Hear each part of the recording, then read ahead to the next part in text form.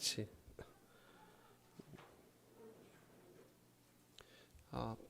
뭐 늘 해마다 오는 그 부활절이에요. 사실상 그죠? 그래서 뭐 절기라는 게 좀 많이 익숙해져서, 그래서 지난번 말씀했듯이 저희가 이제 저희 교단은 잘 사순절을 이렇게 막 적극적으로 권면하지는 않습니다. 장려하지는 않아요. 사순절 고난 주간 주로 많이 하고, 당연히 부활절은 큰 절기고, 이제 걱정스러운 건 이제 이게 너무 이제 우리한테 이제 익숙해져 가는 게 이제 두려운 거죠.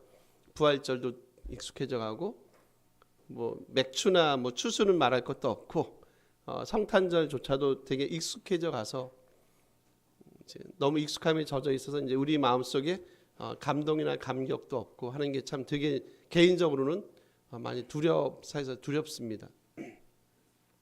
여러분, 그 예수님 당시에 그 네 개의 당파가 있고요. 저희가 사도행전 보면서 제자들, 뭐 사도 바울이 됐든 베드로가 됐든 설교할 때, 특히 부활에 가는 설교를 할 때 가장 많이 저항했던 그 당파가 하나 있어요. 그 당파가 어느 당파냐 하면 이제 답을 요구하는 것 같은, 그죠? 어느 당파냐 하면 사두개파예요. 그죠? 뭐 중심의 삶을 살아가냐 하면 성전 중심의 삶을 살아가고 현세 지향적인 삶을 살아갔던 사람들.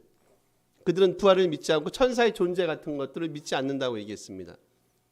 다시요? 무슨 중심의 삶을 살아가요? 그분들은 현세 중심적. 그러니까 이 땅에서 먹고 사는 것 문제 없죠. 성전 중심의 삶을 살아가니까 사실 잘 먹고 잘 사는 겁니다. 그래서 성전이 그 당시 되게 많이 타락을 해요. 성전이. 제가 요즘 학교에서 배경사를 좀 가르치니까 설교 중에 이제 배경에 관한 게 많이 나오는데 여기하고 이제 좀 같이 물려 있거든요. 제가 아침에 집사람한테 그 얘기했어요. 헤롯 성전, 그러니까 BC 20년에 헤롯이 성전을 리모델링 하거든요. 제가 우리 교회에서 말씀을 드렸나 모르겠어요. 기억이 여기저기 이제 하다 보니까 기억이 정확하지는 않은데, 그리고 그 성전 리모델링이 60 AD입니다. BC 20년에 시작을 하고 AD 62, 3년에 거의 완공이 돼요. 그리고 나서 AD 70년에 무슨 일이 벌어지냐면 유대 전쟁이 일어나서 예루살렘이 무너지고 성전이 무너져요. 그럼 리모델링 기간만 따지면 얼마입니까? 80년이 넘어요. 그죠? BC 20년에 시작해서 AD 62, 3년이니까 82, 3년 동안 어떻든 계속해서 성전이 리모델링이 지어지는 거예요. 6, 7년 말짱하게 서 있다가 그리고 70년에 성전이 무너집니다. 예수님께서 그 복음서 마지막 쪽에 성전 그 멸망에 대한 말씀을 계속해서 하시죠. 마태복음 뭐 24장쯤에 보면 그건 우주 종말에 관한 얘기가 아니라 성전 멸망에 관한 예언의 말씀이에요. 여러분, 좀 이상하다는 생각이 들지 않으십니까? 80년 동안 성전을, 거의 80년 이상을 성전을 리모델링합니다. 그들의 마음속에 성전은 어떤 곳이에요? 당연히 하나님이 계신 곳, 거룩한 곳, 정결한 곳. 근데 그거는 이제 주님의 입장에서는 그런 거죠. 그거는 너희들 생각이에요. 만약에 정말로 그들 생각만큼 그렇게 성전이 거룩하고 정결하고 깨끗했다면 예루살렘 성전이 무너졌을까요, 여러분? 전 그렇게 보지 않거든요. 드리고 싶은 말씀은 이런 거예요. 그러니까 현세 지향적인, 현세 중심적인 삶을 살아가는 그 공동체가 됐든 한 개인이 됐든 그분들의 삶이 과연 그 마음속에 부활의 소망이 있을까? 굳이 부활의 소망을 가질 필요가 있을까? 지금 이 땅에서 먹고 사는 게 너무 해피한데 굳이 부활의 소망이라는 게 필요 있을까요? 사두개파처럼요? 그러지 않겠어요? 그래도 조금은 어려운 시기를 겪어야지, 조금은 어려운 삶을 그래도 경험해 봐야지, 그래도 부활에 대한 소망도 가지고 믿음이라는 게 우리 마음속에 들어오고. 그래서 저는 부활절이, 그러니까 오늘 제목이 부활 그 이유인데요. 부활을 그냥 신학적으로 정의하는, 예수께서 살아나셨어요, 그걸 모르는 사람이 누가 있어요? 우리 도윤이 도준이도 다 압니다. 한결이도 다 알고요. 사랑이까지 알 것 같아요. 애들이 갈수록 똑똑해지고 있어요. 두렵습니다. 문제는 그 이후에 어떤 변화가 우리 삶에 있는가 쪽에 저는 좀 초점을 두고 싶어요. 부활은 예수님이 살아나신 날에 맞죠. 그걸 누가 부인하겠어요. 그리고 나서 과연 우리의 삶이 얼마나 부활 그 이후의 삶으로 정말 주님이 우리 안에 그 부활의 생명의 소망으로 우리 삶을 자리 잡고 있는지는 또 다른 문제라는 거예요. 오늘 마가복음은요, 이제 그런 말씀을 하세요. 여러분 2절 한번 보실래요? 안식 후 첫날이에요. 안식 후 첫날이니까 지금으로 말하면 뭐가 되죠, 여러분? 주일, 오늘이 되는 거예요. 주일이 되는 겁니다. 유대인들은 이제 그런 생각이 있어요. 그러니까 안식일이다라는 것은 창조의 어떤 완성으로 생각을 한단 말이에요. 유대인들은요. 그리고 이제 무슨 생각이 있냐면, 그리고 나서 어떤 또 다른 새로운 시대가 시작될 거야라는 그런 기대감을 갖고 살아가는 게 유대인들이에요. 그럼 그 새로운 시대를 기대하는 그 새로운 시대가 뭘까? 저는 이제 부활절날, 부활의 이날에 예수님께서 바로 그런 얘기를 해주고 싶어 한다고 생각을 해요. 예수님도 유대인이시잖아요. 다시요. 안식일은 창조의 완성이다. 그 창조의 완성이 지나고 나면 뭐가 있다고요? 새로운 시대가 열릴 것이다. 예수님께서 그런 거죠. 그래, 새로운 시대가 열릴 거야. 그러면 그 새로운 시대가 어떤 것인지를 내가 너희들에게 좀 말해줬으면 좋겠어 라는 것들을 표현하는 방식으로 오늘 본문이 전개가 돼요. 그래서 처음에 시작이 뭐예요? 안식 후 첫날, 즉 주일날입니다. 요거 한번 같이 여러분 뒤에 하고 연결을 시켜보세요. 우리 18절 가볼까요? 16장 18절 같이 한번 읽어주실래요? 있습니다. 뱀을 집어올리며 무슨 독을 마실지라도 해를 받지 아니하며 병든 사람에게 손을 얹은 즉 나으리라 하시더라. 여러분 이거 어디서 많이 보셨어요? 구약에서 보셨죠? 구약 이사야서에 나와요. 11장 8절 9절입니다. 찾진 않을게요. 나중에 되게 찾아보세요. 구약 이사야의 인용이에요. 근데 여러분 이거를 이렇게 보시면 뱀을 집어올리고 독을 마시고 해를 받지 않고 막 병든 자의 손만 딱 얹으면 낫습니다. 이제 이런 것들을 좋아하는 분들에 의해서 많이 이 본문이 사용이 된단 말이에요. 근데 그 얘기가 아니거든요. 여러분 지금 이사야 말씀했는데 그 말씀이 그 유대인들 그 당시 유대인들 그 본문을 뭐로 보시는지 아세요? 메시아 대망의 본문으로 봐요. 그러니까 메시아가 오시면 바로 이런 새로운 나라가 새로운 시대가 열립니다. 문자적으로 진짜 뱀을 잡고 독을 마시고 손만 얹으면 무조건 그 사람이 다 병이 낫고 하는 얘기를 지금 하는 게 아니에요.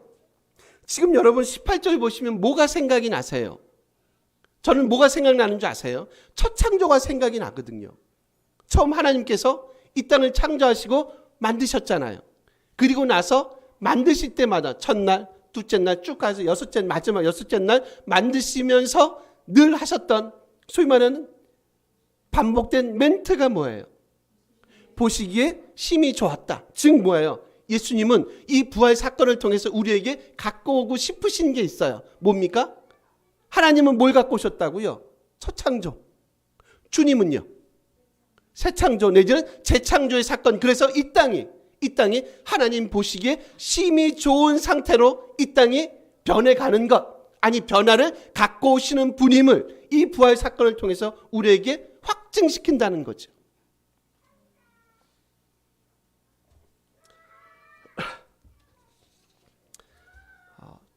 믿음이 좋으신 분들이 저희 교회도 있을 겁니다. 그래서 제가 늘 이렇게 뒷북을 많이 쳐요. 뱀을 좀 몇 번을 좀 초대를 하실 걸 그랬어요. 독도 좀 갖고 와서 이렇게 좀 잡아보시고, 이렇게 한번 마셔보시고, 과연 죽는지 죽지 않는지. 꼭 그런 사람도 있거든요. 그 얘기 아니라 메시아가 오시면 이제 이런 일들이 벌어집니다. 즉 그런 일은 뭐예요? 이제 그분이 갖고 오시는 새로운 나라, 하나님이 갖고 오셨던 그 첫 창조의 그 사건을 다시 재현하시는 그 새 창조 내지는 재창조의 역사가 이 땅 가운데 다른 방식으로 임할 겁니다. 라는 말씀 사실 이 본문을 통해서 하시고 싶어 하세요. 그럼 여러분 생각해 보세요. 그럼 우리는 이제 어떤 시대에 살아가는 겁니까? 새로운 시대에 살아가는 거 아니에요? 근데 말씀하지만 아직은 완전한 의미에서 완성의 시대를 살아가고 있진 않아요. 이 땅이 하나님 나라는 아닙니다, 여러분. 가나안 땅에 들어가셨잖아요. 가나안 땅이 하나님 나라가 아니죠. 그렇지 않으세요? 적과 꿀이 흐르는 가나안 땅을 약속하셨어요. 이스라엘 백성이 들어갔어요. 거기가 하나님 나라세요? 그때부터 싸우던데요. 그러지 않으세요? 거기서 엄청난 오히려 광야 시절보다 더 엄청난 치열한 삶의 전투가 벌어지잖아요. 새로운 시대를 우리가 살아가세요. 새로운 시대를 그분이 갖고 오셨어요. 이제 끝이 아니라 마치 가나안 땅 생각을 해보세요. 이제 그 땅에 들어가셔서 그저 그 땅에 남아있는 소위 말하는 악된 세력들과 하나님을 거부하는 세력들과 오히려 더 처절한 전투와 싸움이 시작되었던 것처럼 이제 새로운 시대를 살아가는 우리가 훨씬 더 처절한 삶의 이 현장 속에서 하나님의 백성의 삶을 살아가는 것이 맞다. 좀 우리의 신분들을 조금씩 저는 확인했으면 좋겠어요. 새로운 시대를 살아가는 이제 새 하나님 나라의 시민권자의 삶을 우리가 살아가는 게 맞다.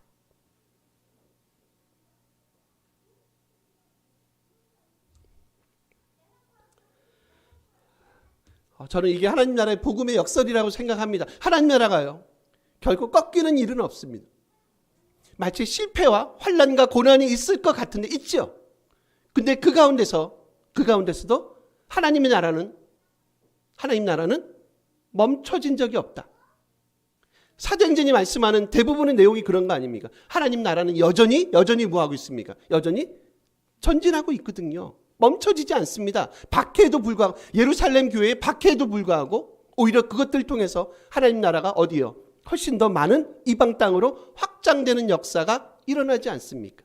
이게 뭐예요? 저는 이걸 이렇게 봐요. 하나님 나라 복음의 역설이다. 아이러니다.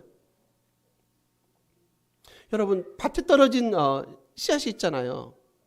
다 실패하잖아요. 마지막에 4분의 1의 확률을 가지고 성공하지 않습니까?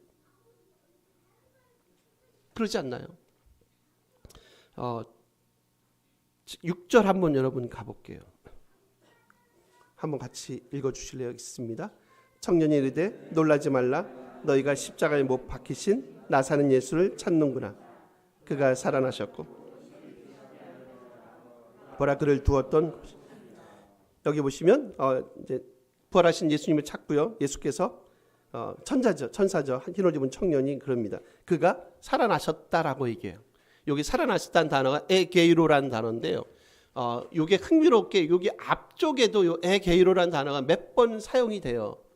특히 여러분 이제 중풍병자 있잖아요. 중풍병자를 일으키실 때 그때 사용되고요. 그리고 그 야이로의 딸 있죠. 죽었던 야이로의 딸이 다시 소생할 때 요 단어, 동일한 단어가 사용돼요. 다시요. 주님의 부활에만 사용되지 않습니다. 중풍병자가 일으킴을 받았습니다. 그리고 야이로의 딸이 일으킴을 다시 소생을 했습니다. 근데 대부분 제가 명확하게 확인을 안 했는데 지금 요 본문은요, 일단 수동태로 사용이 돼요. 대부분 이런 식의 단어들은 대부분 수동태로 사용이 많이 됩니다. 즉 그 얘기는 뭐예요? 자기 스스로 일어나지 않은 거예요. 누군가의 힘이 거기에 개입이 된 거예요. 중풍병자가 일으킴을 받았어요. 누군가가 그를 일으키신 거예요. 개입이 하신 거예요. 야이로의 딸이 다시 소생합니다. 누군가의 힘이 그 삶의 그 현장, 죽음의 그 현장에 누군가가 개입을 하신 거예요. 무슨 얘기하고 있다고요, 여러분? 그걸 통해서 우리에게 주시고 싶은 메시지가 있지 않을까요? 아직 우리는 죽지도 않았고 물론 부활의 소망을 갖고 있지만 이런 것들을 통해서 마가가요, 우리들에게 주고 싶어하는 메시지가 있어요. 뭘 보게 하는 줄 아세요? 이런 사건들을 통해서 단순히 한 사람의 병이 났어, 한 꼬맹이가 살아났어를 보게 하는 게 아니라 우리로 하여금 뭘 갖게 만든 줄 아세요? 그걸 통해서 부활의 소망을 갖게 만들어요. 그 사건은 예수님의 부활 사건과 같이 연결한다는 거예요. 이제 뭐가 필요하냐면 그걸 볼 수 있는 눈은 필요해요. 아무리 좋은 걸 갖다 주셔도 못 보시면 어쩔 수 없습니다. 제가 지난주 얘기했어요. 이제 여러분에게 너무 책임을 전가하는 것 같은 느낌은 솔직히 들지만 제가 어떻게 해드릴 수가 없어요, 여러분. 이제 여러분의 몫인 거예요. 중풍병자가 일어났습니다. 결국 그 사건 통해서 다시 말씀합니다. 한 사람이 치유를 받았어요 쪽에 초점을 두지 마시고 그거는 2차적인 거예요. 그걸 통해서 뭐의 어떤 적을 보시라고요. 그림자를 보시라고요. 부활의 소망의 그림자를 보시라는 거예요. 야이로의 딸이 살아났어요. 그걸 통해서 뭐요? 우리도 이 친구처럼 다시 확실하게 부활하겠구나를 보시라는 거예요. 이미 이런 사건을 통해서 우리가 부활할 것입니다에 대한 선취를 하지 않습니까? 선제적인 성취를 보여주지 않습니까? 여러분 이해하시는 거죠. 뭐만 필요해요? 그걸 보고 그렇구나. 정말로 우리에게도 부활은 반드시 있겠구나를 여러분 보시는 거예요. 그건 뭐로만 가능하시다고요? 믿음의 눈으로요. 아무리 죽은 자가 살아나도 믿지 않는다니까요. 그래서 저는 이 치유하고 막 그런 사건들에 대해서 제가 여러분 어쨌든 우리가 8년을 같이 왔어요. 약간 회의적인 감정을 많이 갖는 게 뭐냐면 치유가 사람을 변화시키지 않는다고 얘기했어요. 치유가 사람을 변화시키지 않아요. 말씀이 사람을 변화시켜요. 그러지 않으세요? 여러분 그 요한복음 가보세요. 예수님을 본격적으로 죽이려 한 시점이 어딘지 아세요?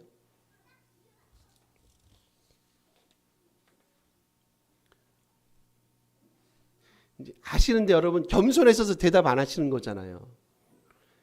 죽은 나사로가 살아난 사건이 있잖아요. 그 사건을 기점으로 물론 앞에서부터 죽이려고 해요. 근데 죽은 나사로가 살아난 사건을 기점으로 해가지고요. 진짜 본격적으로 유대인들이 예수님을 죽이려고 해요. 이상하지 않으세요? 이상하잖아요. 죽은 자가 살아났어요. 나사로가 나와라? 그럼 우리 같으면 저와 여러분 같으면 어떻게 하겠어요? 세상에 이거는 누구만이 가능한 일, 누구만이 할 수 있는 일입니까? 하나님 그분만이 할 수 있는 거 아닙니까? 모세가 이런 일을 하겠습니까? 다윗이 하겠어요? 아브라함이 하겠습니까? 그러면 이분이 하나님이신가? 하나님이신가 보다. 아니면 최소한 하나님이 보내신 하나님의 선지자이신가 보다. 정도까지는 그래도 인정해 주는 게 맞지 않을까요? 우리 생각에는. 근데 그들이 뭐 하기 시작합니까? 그때부터 진짜 본격적으로 주님을 죽이기로 음모를 꾸밉니다. 저는 그런 사건들 통해서 보이는 게 있어요. 그게 뭔지 아세요? 이게 인간의 민낯이다라는 느낌을 받지 않으십니까? 기적이 우리를 변화시키지 않습니다. 죽은 자가 살아나도 믿지 않습니다, 여러분.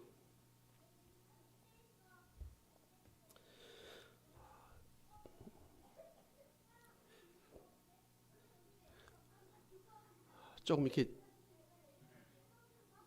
진지하게 이렇게 고민하셔야 됩니다. 너무 이렇게 쉬지 말고 달리지 마시고, 저는 진짜 그러고 싶어요, 여러분.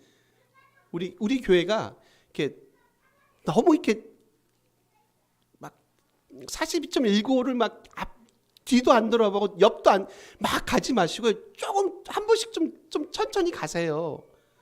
고민도 하시고 묵상도 좀 해보세요. 이렇게 보이지 않던 것들이 어느 날 들어올 순간이 있다니까요. 하나님의 열심하고 나의 열심을 이렇게 서로 믹스하시면 안 돼요. 한 번씩 서가지고 이렇게 한번 자기를 한번 이렇게 좀 이렇게 돌이켜보세요. 제가 그때 최 목사님 지역이 갑자기 생각 안 나요, 집사님. 어디죠? 강원도는 아는데요. 강릉은 아는데 거기서 좀 우리 어디였죠? 옥계는 저희 옆 동네고 옥계 맞죠? 제가 그분 만나서 그때 말씀했잖아요. 이렇게 하면서 자기를 돌아보는 훈련을 하게 됐다. 전 되게 좋은 것 같아요. 이렇게 서가지고 자기를 돌아보는 훈련을 배우게 됐다. 그거 되게 좋은 것 같아요. 한 번씩 자기를 서서 한번 이렇게 좀 곰곰이 내가 어디에 와 있는지, 내가 어느 위치에 위치하고 있는지. 그러니까 내게 있어서 주님의 부활의 사건은 어떤 의미가 있지? 한 번씩 좀 이렇게 본인을 돌이켜보는 시간들 되게 필요한 것 같거든요. 여러분 7절 한번 가보세요. 보시면 이제 중간에 보시면 예수께서 너희보다 먼저 갈릴리로 가신대요. 갈릴리는 어떤 곳이에요? 예수께서 늘 가셨던 곳이 갈릴리입니다. 3년 내내 거의 갈릴리 중심을 거셨던 곳이 그 동네예요. 근데 여러분 좀 희한하지 않으세요? 이제 부활하시고 예수께서 그걸로 가신대요. 갈릴리. 왜 주님은 이렇게 갈릴리에 집착하시는가? 그런 생각 안 드세요? 여러분 그 당시 갈릴리가 어떤 동네인 줄 아시죠? 갈릴리 별명이 있어요. 이방의 갈릴리라는 표현이 있잖아요. 왜 갈릴리가 이방의 갈릴리라는 소위 말하는 별명을 얻냐면 722년에 아수르가 북이스라엘을 멸망을 해요. 맞죠? 그리고 나서 그 아수르의 정책 중 하나가 뭐냐면 이제 이런 정책을 해요. 그러니까 이 친구들은 내가 이제 정복했어요. 예를 들면 일본을 정복했어요.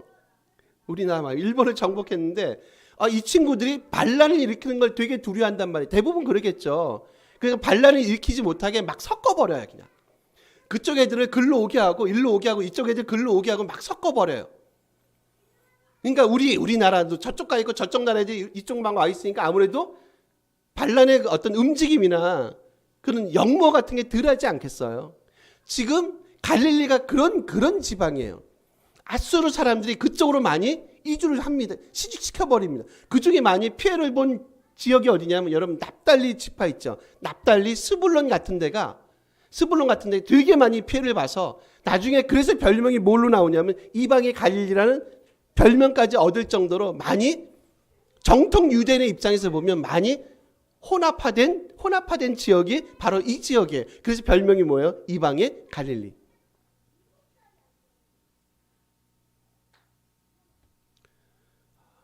유대 민족은 되게 재밌는 민족이에요. 이게 세상을 보는 방식을 되게 이원론적으로 생각을 많이 합니다. 그게 이제 어디서 영향을 많이 받는 줄 아세요? 어디서 많이 받냐? 페르시아 영향을 많이 받습니다. 페르시아는 요건 지나가죠. 시간이 많이 걸리니까. 이런 게 있어요. 갈릴리하고 예루살렘을 이분법으로 나눠버립니다. 그들이 예루살렘에 많이 중점을 많이 두는 이유가 있어요. 예루살렘 중심의 사고나 예루살렘 중심의 삶을 살아가는 이유가 있어요. 왜 그런지 아세요? 거기 뭐가 있어요? 성전. 성전은 그들이 생각할 때 성전은 뭐예요? 하나님이 계신 곳. 거기에 하나님이 계신 곳이니까 당연히 거기에 뭐가 있어요? 빛이 있어요. 갈릴리는요? 성전이 없어요. 그러니까 거기는 뭐만 있어요? 어둠이죠.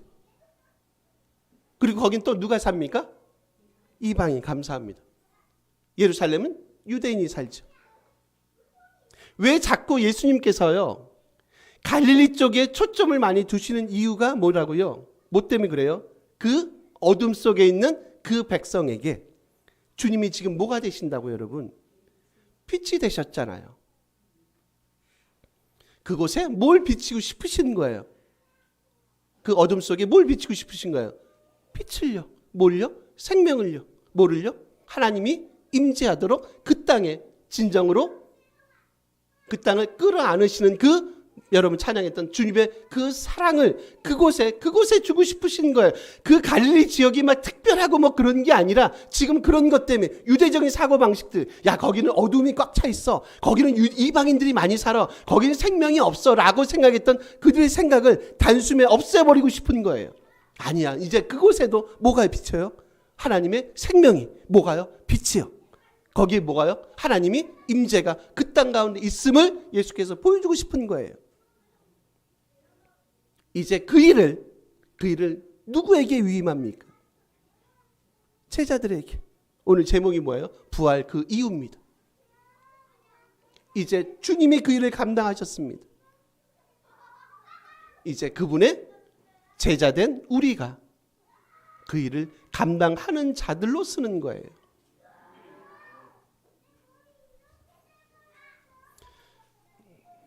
여러분 하나만 제 질문하고 이제 말씀 정리할게요. 그 프로 선수가 될 확률 혹시 아세요? 서 집사님 그 야구 좋아하시는데 야구가 됐든 뭐 축구가 됐든 프로 선수가 될 확률, 제가 이렇게 뭘 보다가 이렇게 그 얘기를 해서 제 또 받아 적었어요. 프로 선수가 될 확률이 얼마쯤인 줄 아세요? 얼마쯤 될 것 같으세요? 김정희 집사님. 김정희 집사님이 그런 거 잘 하시더라고요. 딴 분들은 그냥 너무 예? 아니 뭐 예를 들면 뭐 10,000분의 1, 뭐 100,000분의 1 그런 저걸로 3% 장로 계산이 더 복잡해집니다. 우리 같은 사람들은 일단 몇십만 분의 1이에요. 제가 들은 바에 의하면 한 36만 분의 1이 36만 분의 1이래요. 그렇죠. 그런 반응 좋습니다. 이렇게 이분들은 반응이 없어. 36만 분의 1. 제가 바로 적었을 거예요. 쉽지 않습니다. 그죠?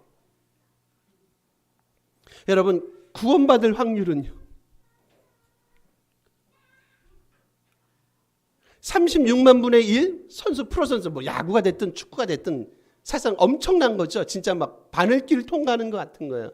거기만 들어가면 대박 사건 아닙니까? 그렇다고 뭐 몇 명이 뜨겠어요. 그 중에 뜨는 인원은 진짜 손 꼽지 않습니까? 뭐 야구가 됐든 축구가 됐든. 그럼 구원받을 확률은요? 프로 예를 들면 축구 선수가 되는 것보다 야구 선수가 되는 것보다 하나님의 구원의 백성이 되는 것, 이거 더 복되지 않고 더 값지지 않으세요? 그러니까 그 값어치를 그걸 물어보고 싶은 게 그 값어치를 우리가 압니까? 국대가 돼서 36만이 됐든 뭐 300, 600이 됐든 국대가 돼서 나라를 빛내고 가문을 빛내면 얼마나 영광스럽습니까? 우리가 하나님의 자녀가 되고 백성이 돼서 이 구원의 영광에, 이 부활의 영광에 참여하는 자들로 지금 우리가 서 있다는 이 영광스러움을 저와 여러분이 아냐는 거예요.